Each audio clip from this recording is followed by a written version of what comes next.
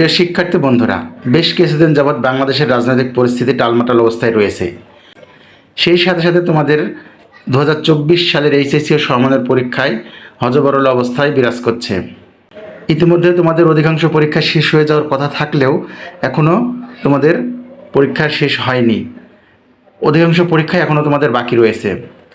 তোমাদের পরীক্ষার খাতাগুলো বোর্ডে পৌঁছানোর কথা থাকলেও পরীক্ষার খাতাগুলো না পৌঁছানোর জন্য শিক্ষা বোর্ড থেকে নির্দেশনা দেওয়া হয়েছে। আসলে পরীক্ষা নিয়ে কি হচ্ছে বা কি হবে এটা সম্পূর্ণই অজানা রয়ে গেছে।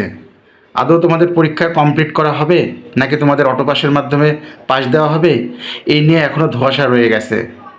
যেহেতু তোমাদের 1 অক্টোবর থেকে সকল পরীক্ষা স্থগিত করা হয়েছে, পরবর্তী 11ই আগস্টের পর থেকে তোমাদের এই পরীক্ষাগুলো নতুন রুটিন প্রকাশ করে নেওয়া হবে, এমনটি জানানো হয়েছে শিক্ষা বোর্ড থেকে। তাই তোমাদেরকে বলবো, তোমরা কোনো দিকে কান না দিয়ে তোমরা শুধু পড়ালেখায় মন দাও। কারণ যদি তোমাদের পরীক্ষা নেওয়া হয় তাহলে তোমাদের পরীক্ষা ভালো না হলে রেজাল্ট ভালো হবে না। আর অটো পাস যদি দেয় সেটা তো পরের বিষয়, কিন্তু তোমাদের যদি পরীক্ষা নিয়ে থাকে তাহলে তোমাদের অবশ্যই পরীক্ষা দিয়েই পাস করতে হবে। একটু মনোযোগ দিয়ে পড়লেই তোমাদের এবার রেজাল্ট ভালো হবে।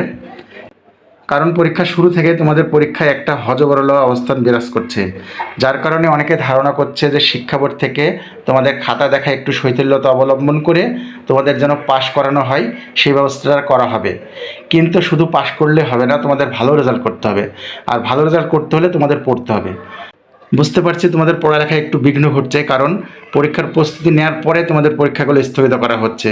বারবার এরকম হওয়ার কারণে তোমাদের পরীক্ষার মনোযোগ ঠিক থাকছে না। তারপরেও তোমাদের বলবো, তোমরা একটু মনোযোগ দিয়ে পড়ো এবং একটু ভালোভাবে পরীক্ষা দাও, তোমাদের রেজাল্ট ভালো হবে ইনশাআল্লাহ। তো প্রিয় শিক্ষার্থী বন্ধুরা, তোমাদের সকলের রেজাল্ট ভালো হোক এই প্রত্যাশা করে আজকে এখানেই শেষ করছি। ভিডিওটি দেখার জন্য ধন্যবাদ।